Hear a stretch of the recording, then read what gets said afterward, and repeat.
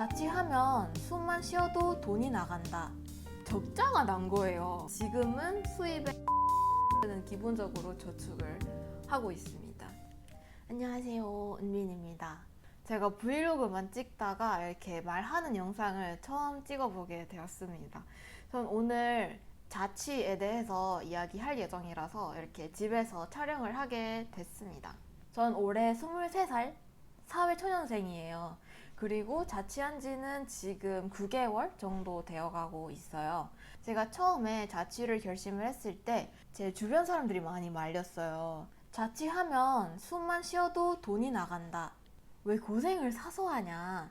부모님 집에 사는 게 최고다. 이런 말을 되게 많이 들었어요. 그리고 실제로 자취를 해보니까 물론 느끼는 단점도 있죠. 근데 제가 생각을 했을 때는 장점이 훨씬 단점보다 커요. 그리고 자취와 이제 독립 결심이 제가 살면서 한 선택 중에 제일 잘한 선택 중 하나라고 생각을 하고 있거든요. 오늘은 제 경험상 제가 자취를 하고 나서야 깨달을 수 있었던 3가지, 그리고 제가 왜 자취를 추천드리는지에 대해서 얘기해 보려고 합니다. 우선 첫 번째 장점은 본인의 경제적 상황을 정확하게 파악이 가능하다는 거예요. 여기서 경제적 상황이라 하면 본인의 수입이 어느 정도인지, 씀씀이, 그리고 소비 습관, 저축률 이런 거 다 포함됩니다. 아니 자취를 안 하면 그거 모를까봐? 라고 생각하실 수도 있는데, 제 또래 동기들 중에 본인이 이제 OTT 서비스 구독료라던가 본인이 쓰는 통신비를 모르는 사람들 생각보다 많아요. 근데 이게 어떻게 보면 좀 당연한 일일 수도 있는 게, 저도 부모님과 살았을 때는 전기세, 수도세, 와이파이 비용과 같은 비용을 하나도 안 냈고, 예전에는 제 소비가 적다고 생각했어요. 왜냐면 예전에 제가 예산이 부족했던 적이 없거든요. 그래서 돈 관리를 잘하고 있구나 라고 생각을 했었는데, 자취를 하고 첫 달에 적자가 난 거예요. 여기까지만 들으면 이거 장점 아니고 단점 아니야? 싶으실 수도 있는데, 그대로 받아들이면 단점이지만 이거를 어떻게 개선해야 되지? 라고 생각을 해보면 이게 엄청난 장점이 되거든요. 저는 그때 나 씀씀이가 이렇게 컸었나? 라는 생각에 되게 충격을 받아가지고 가계부를 쓰기 시작하고 예산 짜고 예적금 들고 막 온만 가지 방법을 다 해봤습니다. 그리고 몇 개월 동안 이렇게 시행착오를 겪으면서 지금은 수입의 50%는 기본적으로 저축을 하고 있습니다. 자취하고 나서야 부모님과 살았을 때 내 지출은 내 생계를 유지하기 위한 지출이 아니라 오로지 내 원치를 충족하기 위한 지출이었구나 라는 걸 뒤늦게 깨달았습니다. 그리고 두 번째, 나에게 중요한 게 무엇인지 알 수 있게 된다는 거예요. 저는 기본적으로 수입의 50%를 저축하고 있긴 하지만, 그렇다고 해서 제가 하고 싶은 것도 못하고 먹고 싶은 것도 못 먹고 참고 이러진 않는단 말이에요. 돈을 관리할 때, 돈을 아낄 때 무작정 참는 것보다 나한테 중요한 게 무엇인지 우선순위를 파악하는 게 제일 중요하다고 생각을 하고 있어요. 우리가 똑같은 금액의 지출을 하더라도 어떤 지출은 우리한테 이만큼의 만족감을 주지만, 또 어떤 지출은 우리한테 이 정도밖에 안 되는 만족감을 준단 말이에요. 그리고 이게 기준이 사람마다 다르다는 걸 좀 아셔야 돼요. 그래서 나한테 진짜 중요한 게 무엇인지, 난 어떨 때 만족감을 느끼는지 파악하는 게 저는 제일 중요하다고 생각을 합니다.